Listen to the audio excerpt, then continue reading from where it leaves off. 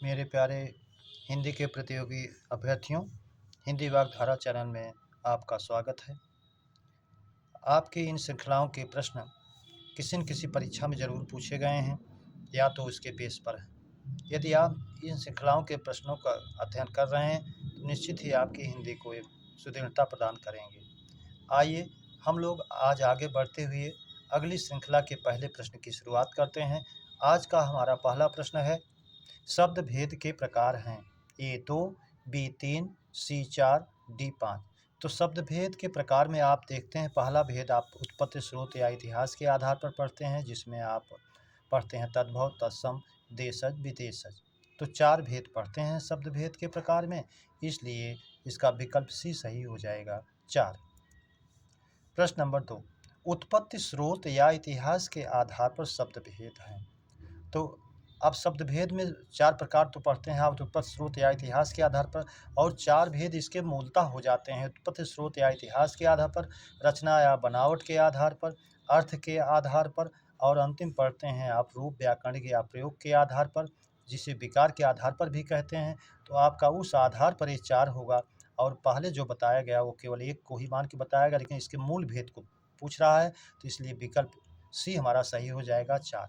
प्रश्न नंबर 2, उत्पत्ति, स्रोत या इतिहास के आधार पर शब्द भेद, ये भी 4 प्रकार का होता है, जिसको हम लोगों ने पहले कन्फ्यूज होकर देख लिया था।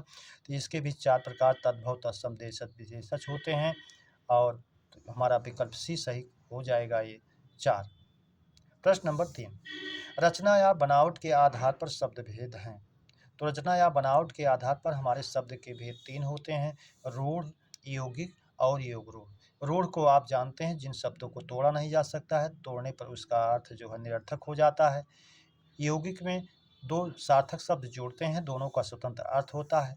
लेकिन योग रूढ़ में 2 शब्द जोड़ते तो हैं यौगिक की तरह, लेकिन वो तीसरा अर्थ देते हैं।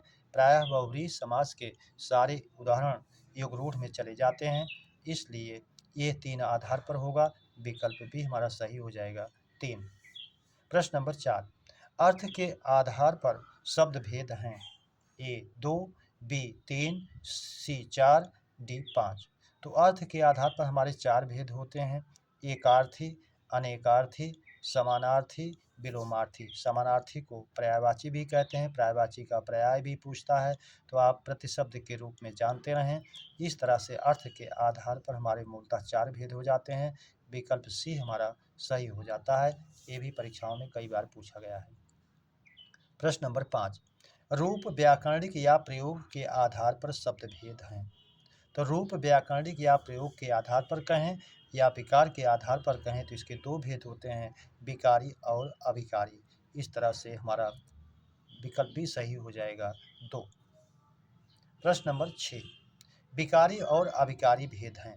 रचना के आधार पर ये नहीं है, क्योंकि रचना या बनावट के आधार पर हमारे रूढ़, यौगिक और योग रूढ़ होते हैं। अर्थ के आधार पर भी नहीं है, क्योंकि अर्थ के आधार पर एकार्थी, अनेकार्थी, समानार्थी और विलोमार्थी होते हैं। व्याकरणिक आधार पर, रूप, व्याकरणिक प्रयोग के आधार पर या विकार के आधार पर हमारे 2 भेद होते हैं, व्याकरणिक आधार पर विकारी और अविकारी। इसी को रूप भी कहते हैं, प्रयोग भी कहते हैं, विकारी आधार भी कहते हैं। प्रश्न नंबर 7, जिन शब्दों की उत्पत्ति का कोई आधार नहीं है वे हैं, या जिन शब्दों की उत्पत्ति का कोई पता नहीं चलता, वो स्वयं गढ़ लिए जाते हैं, देश में ही देशज कहलाते हैं, इसलिए वो विदेशज, संकर, आगत से कोई मतलब नहीं है, विकल्प ये सही हो जाएगा हमारा, देशज। प्रश्न नंबर 8, जब 2 भाषाओं से मिले शब्द हैं तो वे हैं। तो जब 2 भाषाओं के, अलग अलग भाषाओं के मिले हुए शब्द होते हैं तो वे कहलाते हैं, ए देशज, बी विदेशज, सी संकर, डी आगत। तो जब 2 भाषाओं का मिला हुआ रूप होगा तो संकर शब्द होगा, जैसे आप रेलगाड़ी कहते हैं, टिकट घर कहते हैं, इसलिए विकल्प सी हमारा सही हो जाएगा, संकर। अगला प्रश्न है हमारा, रचना के आधार पर वाक्य भेद हैं। A2, B3, C4, D5। तो रचना के आधार पर हमारे 3 भेद हैं, सरल, संयुक्त और मिश्र। तो हमारा विकल्प भी सही हो जाएगा, 3। प्रश्न नंबर 10, जब वाक्य में वाचक रूप में की, क्योंकि, ताकि, जैसा कि आदि आए तो वह वाक्य है। ये सरल वाक्य, बी संयुक्त वाक्य, सी मिश्र वाक्य, डी सभी। तो जब ये वाचक चिन्ह मिले कि, क्योंकि, ताकि, जैसा कि, जो सो, जितना उतना, जैसा वैसा, जब तब, जहाँ वहाँ, जिधर उधर, अगर, यदि तो, यद्यप, तथापि, जब तक, जहाँ तक, ऐसे वाचक चिन्ह मिलते हैं तो आपके मिश्र वाक्य में जाते हैं। इसलिए विकल्प सी हमारा सही हो जाएगा, मिश्र वाक्य। प्रश्न नंबर 11, भाषा की सबसे बड़ी या पूर्णतम इकाई है? शब्द, बी अक्षर, सी वाक्य, डी सभी। तो भाषा की सबसे बड़ी या पूर्णतम इकाई कही जाए तो वाक्य होता है, इसलिए विकल्प सी हमारा सही हो जाएगा, वाक्य। प्रश्न नंबर 12, व्याकरण में कितने शब्द उपसर्गों का प्रयोग है? यहाँ व्याकरण का मतलब व्याकरण शब्द में, व्याकरण शब्द में कितने उपसर्गों का प्रयोग हुआ है? मूलतः ही व्याकरण शब्द में ही देखना है। तो व्याकरण शब्द में हमारे दिया ए 2, बी 3, सी 4, डी 0। तो वी और आ प्लस करण, वी आ करण से मिलकर के बना है। तो दो उपसर्ग हो गए, वी और आ। तो दो उपसर्गों का प्रयोग हुआ है, इसलिए विकल्प ये हमारा सही हो जाएगा, 2। प्रश्न नंबर 13, व्याकरण शब्द के दोनों उपसर्गों में संधि करने पर संधि है। अब दोनों उपसर्ग इसके वी और आ हैं, तो वी और आ में जब संधि करेंगे तो वा में छोटी ई है, ह्रस्व ई है, उधर आ है, तो ई या ई के बाद असमान स्वर आने पर ई का या यण स्वर संधि के अनुसार ई का स्थान है यण स्याद अचि, जिसमें आप पढ़ते हैं, तो हमारा यण स्वर संधि हो जाती है, इसलिए विकल्प सही हो जाएगा हमारा डी, यण स्वर संधि। प्रश्न नंबर 14, राधा भोजन बनाकर सो गई में क्रिया है। ए नाम धातु, बी पूर्वकालिक, सी संयुक्त, डी प्रेरणार्थक। तो राधा भोजन बनाकर सो गई, तो आप जानते हैं जब कर्ता एक क्रिया को पूरा कर दूसरी शुरू करता है तो पहले पूरी होने वाली क्रिया में पूर्वकालिक क्रिया होती है। यहाँ राधा पहले भोजन बनाई है फिर सोई है, तो इसलिए विकल्प भी सही हो जाएगा, पूर्वकालिक। नाम धातु पूर्व संयुक्त और प्रेरणार्थक से कोई मतलब नहीं। प्रश्न नंबर 15, पिता पुत्र से पुस्तक पढ़वाता है में क्रिया है। आप जानते हैं, विकल्प में देखिए, ये पूर्वकालिक, बी संयुक्त, सी प्रेरणार्थक, डी नाम धातु। तो कर्ता जब स्वयं कार्य ना करके दूसरे से करवाता है तो उसमें प्रेरणार्थक क्रिया हो जाती है। यहाँ पिता स्वयं पुस्तक ना पढ़कर पुत्र से पढ़वा रहा है, इसलिए प्रेरणार्थक क्रिया होगी, विकल्प सी हमारा सही हो जाएगा, प्रेरणार्थक। प्रश्न नंबर 16, पायस पावस समश्रुति भिन्नार्थक शब्द का अर्थ है। तो पायस विकल्प में दे रहा है कौवा, कोयल, खीर, वर्षा, सी दोनों, डी कोई नहीं। तो पायस का शाब्दिक अर्थ होता है खीर और पावस वर्षा ऋतु चौमासा को कहा जाता है, तो विकल्प भी सही हो जाएगा हमारा, खीर और वर्षा। प्रश्न नंबर 17, मुहावरा किस भाषा का शब्द है? ए अरबी, बी फारसी, सी आंग्ल, डी डच। तो मुहावरा मूल रूप से अरबी भाषा का शब्द है, इसलिए विकल्प ए हमारा सही हो जाएगा। अगला प्रश्न,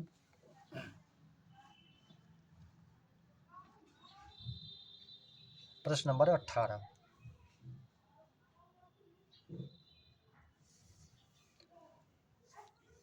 अशुद्ध तद्भव तत्सम युग्म है। ए सुआ सुख, ये शुद्ध है, बी राय राजा, ये भी शुद्ध है, सी साखी साक्षी, ये भी सही है, डी तुरंत त्वरा, तुरंत का तत्सम त्वरित होता है, त्वरा अशुद्ध है, इसलिए विकल्प डी हमारा अशुद्ध है। प्रश्न नंबर 19, तद्भव में तद संकेत करता है किसकी ओर?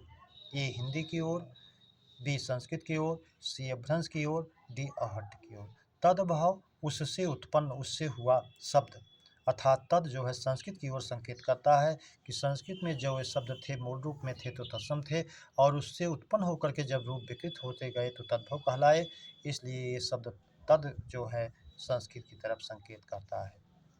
प्रश्न नंबर 20, जाड़े में होने वाली वर्षा वाक्यांश का एक शब्द है। ए महाट, बी महावट, सी शीतायु, डी शीतार्ष। तो जाड़े में होने वाली वर्षा को महावट कहते हैं, इसलिए विकल्प भी हमारा सही हो जाएगा, महावत। प्रश्न नंबर 21, जो सुख दुख से परे हो। वाक्यांश का एक शब्द है। परमहंस, बी केवलात्मा, सी निरीह, डी यायावर। तो यायावर आप जानते हैं, जो एक स्थान पर टिक कर नहीं रहता उसे यायावर कहते हैं। निरीह सांसारिक मोह माया से जो रहित है, सांसारिक विषय भोग से जो रहित है, उसके लिए एक शब्द निरीह है। केवलात्मा जो हर्ष विषाद पाप पुण्य से मुक्त शुद्ध स्वभाव वाला होता है, वो केवलात्मा कहा जाता है। परमहंस जो सुख दुख से परे हो। विकल्प ए हमारा सही हो जाएगा, परमहंस। प्रश्न नंबर 22, यथाशक्ति तथा भक्ति में सर्वनाम है। ए निजवाचक, बी संबंधवाचक, सी पुरुषवाचक, डी प्रश्नवाचक। यथाशक्ति जैसे शक्ति, तथा भक्ति वैसे शक्ति। यथा तथा यहाँ दोनों सर्वनामों में आपस में संबंध द्योतित हो रहा है, इसलिए संबंधवाचक सर्वनाम होगा। विकल्प भी हमारा सही हो जाएगा, संबंधवाचक। प्रश्न नंबर 23, वह अपने आप काम करता है में सर्वनाम है। संबंधवाचक, बी निजवाचक, सी पुरुषवाचक, डी निश्चयवाचक। यहाँ अब अपने आप की बात कर रहा है, और आप जानते हैं अपने आप स्वयं स्वतः खुद जहाँ आए वहाँ निजवाचक सर्वनाम होता है, इसलिए विकल्प भी हमारा सही हो जाएगा, निजवाचक। प्रश्न नंबर 24, सीता खीर पकाई होगी में काल है। सामान्य भविष्य काल, संदिग्ध वर्तमान काल, संदिग्ध भूत, डी संभाव्य भविष्य। तो संभाव्य भविष्य तो नहीं है, अगर ये होता शायद सीता खीर पकाए तो इसमें हो जाता, या शायद सीता कल खीर पकाए तब हो जाता है संभाव्य भविष्य। संदिग्ध भूत, तो जब भूतकाल में संदेह रहे तो संदिग्ध होगा। सीता खीर पकाई होगी कंफर्म नहीं है, इसलिए विकल्प सी सही होगा, संदिग्ध भूत। संदिग्ध वर्तमान तब होता जब पकाती होगी, वर्तमान काल में संदेह किया जाता पकाई होगी तो संदिग्ध वर्तमान होता। सामान्य भविष्य नहीं है कि सीता खीर पकाएगी, अगर ऐसा होता तो सामान्य भविष्य में जाता, इसलिए विकल्प सी संदिग्ध भूत में जाएगा। अब आप वाचक चिन्ह के रूप में ही जानते हैं, वाक्य के अंत में या होगा, ई होगी, ए होगे आता है। प्रश्न नंबर 25, रहीमन रहीला की भली रेखांकित का अर्थ है। इसमें रहीला को रेखांकित किया गया है। आप जानते हैं रहीमदास जी का दोहा है, रहीमन रहीला की भली जो परसय मन लाए, परसत मन मैला करे सो मैदा जल जाए। यहाँ रहीला शब्द मोटे अनाज से बल्कि उसका संकेत चना की ओर गया है, तो यहाँ इसका अर्थ चना होगा, सरसों मटर अरहर नहीं, बल्कि विकल्प ए चना। प्रश्न नंबर 26, कनक का अनेकार्थी नहीं है। ए सोना, बी धतूरा, सी गेहूँ, डी चना। तो सोना, धतूरा, गेहूँ, टेसू, पलास, नागकेसर, खजूर, ये सब जानते हैं कनक का अनेकार्थी होता है, लेकिन चना से यहाँ कोई मतलब नहीं है। चना शब्द का तत्सम जानते रहिए, परीक्षाओं में पूछता है। चढ़क, गेहूँ का गोधूम, चना का चढ़क, सरसों का सरसप, इनको आप जानते रहिए। अरहर का आढ़की, तो चना, सरसों, अरहर, गेहूँ, चार का जानते ही तत्सम के नजरिए से बहुत इंपॉर्टेंट है। चढ़क, सरसों का सरसप, अरहर का आढ़की, मटर का करेल होता है लेकिन पूछता इसका नहीं है। प्रश्न नंबर 26, कनक का अनेकार्थी नहीं है, इसको आपने देखा, चना चना नहीं है। किस शब्द में आ प्रत्यय का प्रयोग करने पर पुल्लिंग बनाएगा। ए भेड़, बी भैंस, सी गाय, डी घोड़ा। तो किस शब्द में आ प्रत्यय यानी बाद में जोड़ा जाए आ को तो उसको पुल्लिंग बना देगा, यानी स्त्रीलिंग रहेगा तो उसको पुल्लिंग। भेड़ स्त्रीलिंग है, जब इसमें आ प्रत्यय जोड़ेंगे तो भेड़ा बनता है, बहुत पूछा जाता है, तो एक तो भेड़ में लगेगा। बी भैंस, ये भी स्त्रीलिंग है, इसमें जब आ प्रत्यय जोड़ेंगे तो ये भी बनेगा भैंसा, तो ये भी पुल्लिंग हो जाएगा। गाय घोड़ा से कोई मतलब नहीं है, इसमें नहीं जुड़ पाएगा, इसलिए विकल्प ही सही होगा, ए प्लस बी। यानी भेड़ में भी जोड़ेंगे तो पुल्लिंग बनेगा, भैंस में भी जोड़ेंगे तो पुल्लिंग बनेगा, इसलिए विकल्प ही सही हो जाएगा, ए प्लस बी।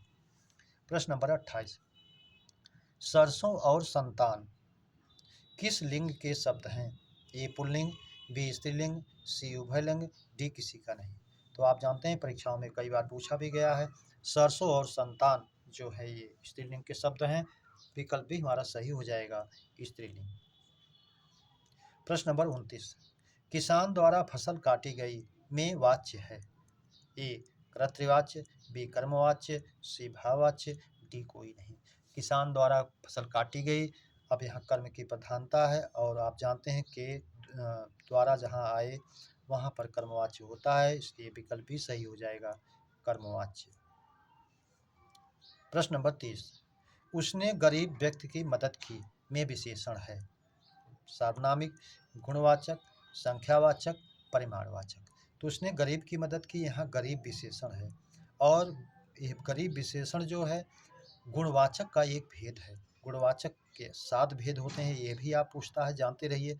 पहला है इसका गुण या भाववाचक, दूसरा काल या समयवाचक, तीसरा आकार बोधक, चौथा रंग बोधक, पांचवा दशा या अवस्था बोधक। ये अमीर, गरीब, रोगी, स्वस्थ, पालतू, ये दशा या अवस्था बोधक में आता है। छठवां होता है स्थान बोधक, सातवां होता है द्रष्टव्य बोधक। तो ये पांचवा भेद हमारा जो है दशा या अवस्था बोधक, गरीब, उसका एक भेद है गुणवाचक का, इसलिए विकल्प बी में जाएगा, गुणवाचक। और आपसे पूछे कि गुणवाचक विशेषण के कितने भेद होते हैं, तो उसकी संख्या को भी आप 7 जानते रहें, ये भी परीक्षा में पूछा गया है। अगला प्रश्न है हमारा प्रश्न नंबर 31, इस श्रृंखला का अंतिम प्रश्न। विकल्प ए, सूर्य जिस पर्वत के पीछे, शुद्ध वाक्यांश के लिए एक शब्द है, यानी वाक्यांश का जो बना है एक शब्द, एक अशुद्ध है। सूर्य जिस पर्वत के पीछे छिपता है, अस्ताचल, सही है। विकल्प बी, जिसके आने की कोई तिथि ना हो, अतिथि, ये भी सही है। सी, बाल्यावस्था और युवावस्था के बीच का समय, वयः संधि, ये भी सही है, वयः संधि भी सही है। अंतिम विकल्प डी है, जिस स्त्री के पुत्र पति ना हो, दोनों ना हो, उसे एक पुरंद्री कहा गया है, जो कि अशुद्ध है। अगर ये अबीरा होता तो शुद्ध होता। जिस स्त्री के पुत्र और पति दोनों हो उसे पुरंद्री कहते हैं। तो लेकिन यहाँ उसका उल्टा पूछा गया है, ना हो, तो ये अशुद्ध है। पुरंद्री की जगह अबीरा होता तो शुद्ध होता, इसलिए विकल्प डी हमारा अशुद्ध है, विकल्प डी अशुद्ध है। मेरे प्यारे बच्चों, इस श्रृंखला के प्रश्नों की चर्चा पर चर्चा हम लोगों ने विधिवत किया। उम्मीद करता हूँ इस श्रृंखला के प्रश्न आपको बेहतर लगे हों। इसे सब्सक्राइब, लाइक और शेयर जरूर करें और अगली श्रृंखला के मिलने तक आप सभी को हृदय से धन्यवाद। जय हिंद।